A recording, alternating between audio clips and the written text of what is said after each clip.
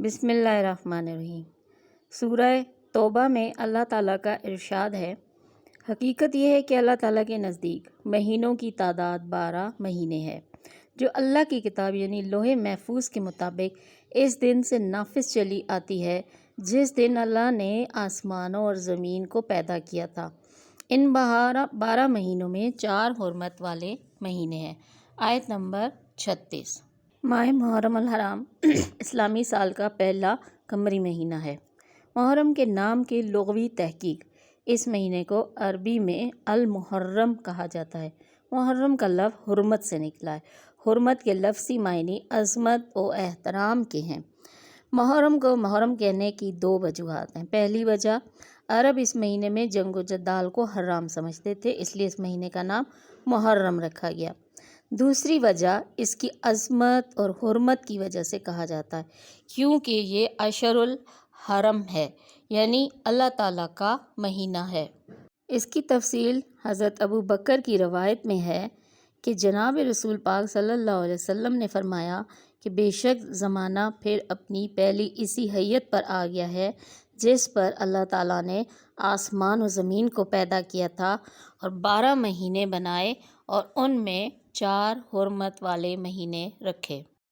محرم اور باقی حرمت والے مہینوں میں نیک اعمال کرنا دوسرے مہینوں کی نسبت زیادہ افضل ہے، اور ان مہینوں میں ظلم گناہ کرنا دوسرے مہینوں کی بنسبت زیادہ سخت گناہ ہے۔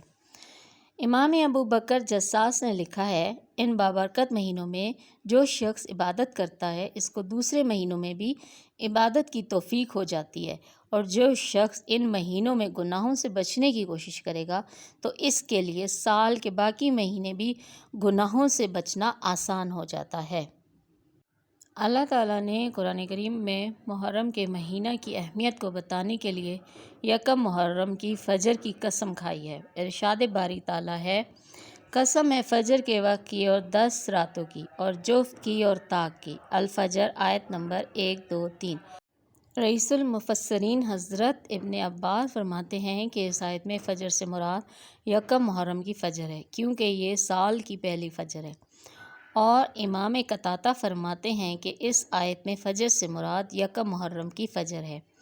باقی 10 راتوں کا ذکر ذی الحجہ کے بارے میں جو ہے اس میں آ چکا ہے کہ ذی الحجہ کی 10 راتوں کی اہمیت بتائی گئی ہے۔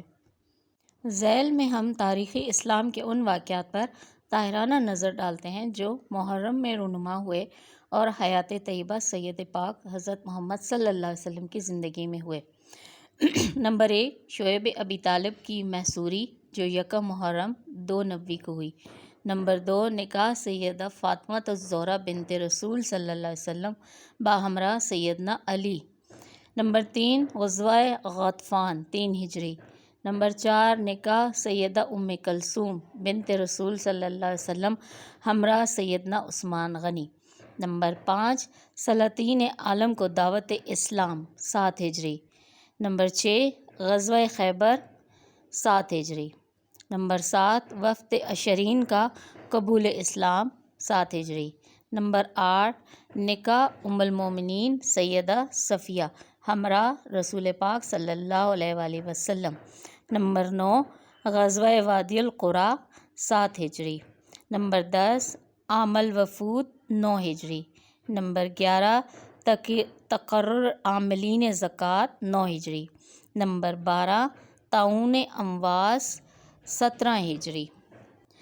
ماہ محرم الحرام میں وفات یا شہادت پانے والی چند شخصیات: نمبر 1، سیدنا ابو عبیدہ بن الجراح۔ نمبر 2، شہادت داماد علی سیدنا عمر فاروق رضی اللہ۔ نمبر 3، شہادت سیدنا ابو ایوب انصاری۔ نمبر 4، سیدنا عبد الرحمن بن ابو بکر صدیق۔ نمبر 5، سیدنا سعد بن ابی وقاص۔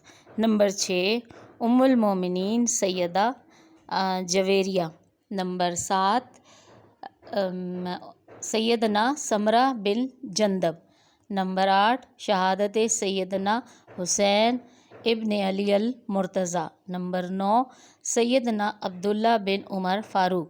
نمبر 10، حضرت یوسف بن تاشکین۔ نمبر 11، حضرت بابا فرید گنج شکر۔ جزاک اللہ و احسن الجزا فی الدنیا والآخرہ۔